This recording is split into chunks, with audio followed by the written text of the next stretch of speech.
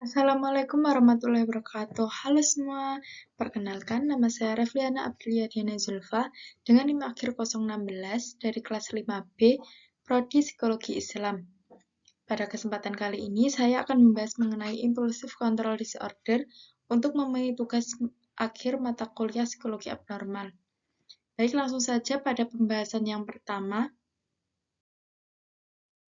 yaitu mengenai apa yang dimaksud dengan kendali impuls atau Impulsive Control Disorder. Menurut Fernando, gangguan kendali impuls adalah jenis gangguan mental yang ditandai dengan ketidakmampuan individu dalam mengelola emosi dan perilaku mereka. Penderita dengan gangguan ini seringkali merasakan kesulitan untuk menahan diri dari tindakan impulsif yang dapat berakibat negatif, baik bagi dirinya sendiri maupun bagi orang lain. Hal ini menjadi tantangan yang besar dalam kehidupan sehari-hari, di mana individu dapat menghadapi kesulitan dalam berinteraksi sosial dan menjaga hubungan yang sehat. Seseorang dengan gangguan ini akan melakukan tindakan tanpa mempertimbangkan konsekuensi seperti mencuri, merusak properti, atau berbohong. Selain itu, seseorang dengan gangguan ini juga kesulitan mengendalikan emosi mereka. Mereka sering mengalami ledakan kemarahan atau frustasi yang tidak proporsional. Berdasarkan DSM-5, gangguan ini dibagi menjadi 5 jenis. Yang pertama ada Oppositional Defiant Disorder, yaitu seseorang dengan gangguan ini memiliki pola suasana hati yang mudah marah, mudah tersinggung, perilaku argumentatif atau menantang, dan juga menunjukkan perilaku pendendam. Yang kedua ada Intermittent Explosive Disorder.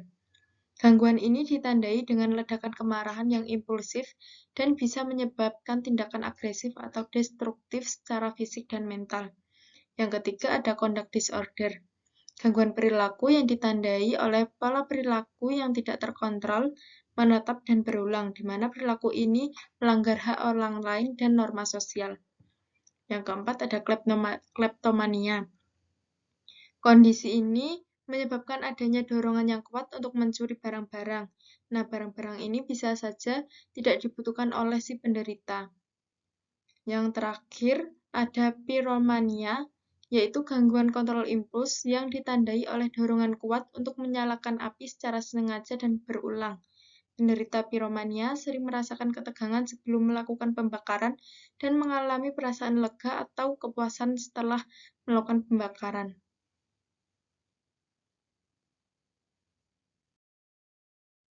Selanjutnya mengenai faktor penyebab gangguan kendali impuls. Menurut Gu dan kawan-kawan, faktor-faktor yang dapat memicu gangguan kendali impuls ini sangat kompleks dan beragam.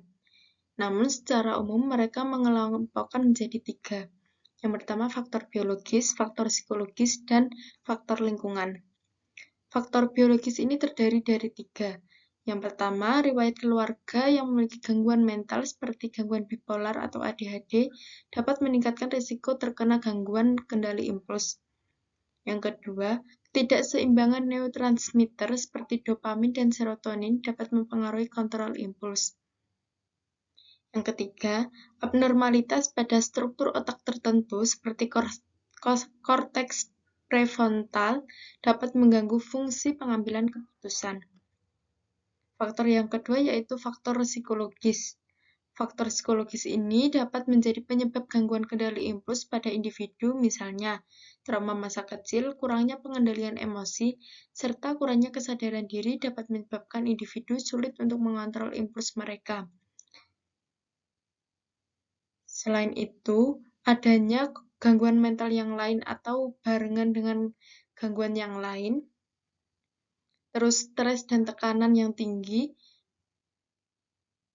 yang berkepanjangan dapat mengurangi kemampuan mereka untuk mengendalikan dorongan. Faktor yang terakhir yaitu faktor lingkungan. Lingkungan juga berperan penting dalam memicu gangguan kendali impuls pada individu. Lingkungan yang penuh dengan stres, tekanan, atau konflik dapat meningkatkan impulsivitas mereka. Selain itu, eksposur terhadap lingkungan yang merangsang atau mengajak perilaku impulsif juga dapat memperburuk kondisi tersebut.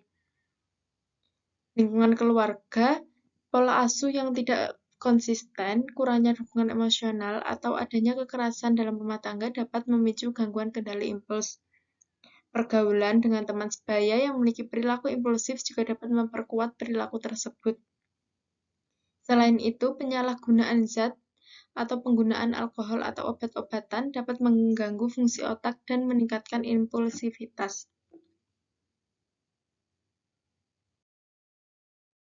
Selanjutnya mengenai cara mengatasi atau cara menangani gangguan kendali impuls.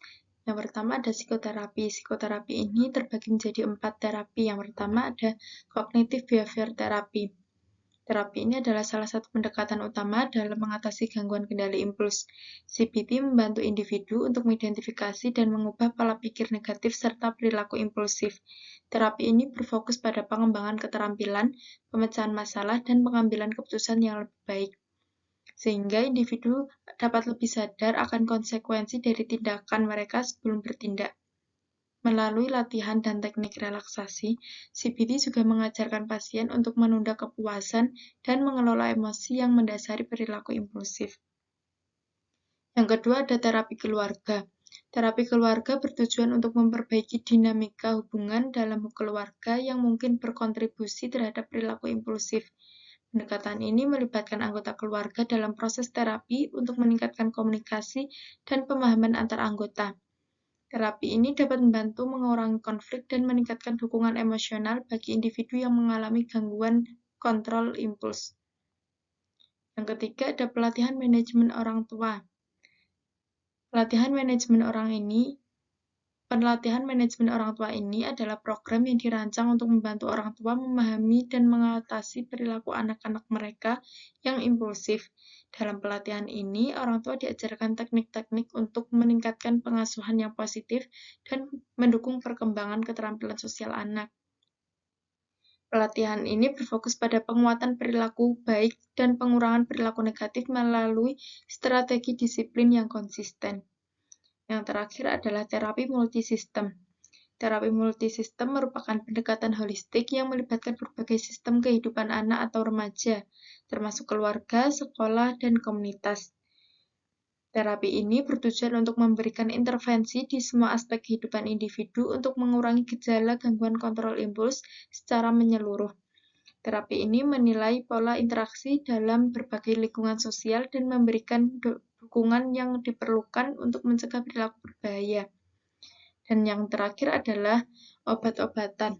Nah, penggunaan obat-obatan ini dapat menjadi bagian dari rencana pengobatan bagi individu dengan gangguan kontrol impuls, terutama jika ada kondisi psikologis lain seperti ADHD atau gangguan bipolar. Obat-obat seperti stimulansia atau stabilisator suasana hati dapat membantu meningkatkan fokus dan mengurangi gejala impuls. Namun, penggunaan obat harus dilakukan di bawah pengawasan profesional medis untuk memastikan keefektifan dan keamanan. Baik, itu saja yang dapat saya sampaikan mengenai gangguan kendali impuls. Kurang lebihnya mohon maaf. Wassalamualaikum warahmatullahi wabarakatuh.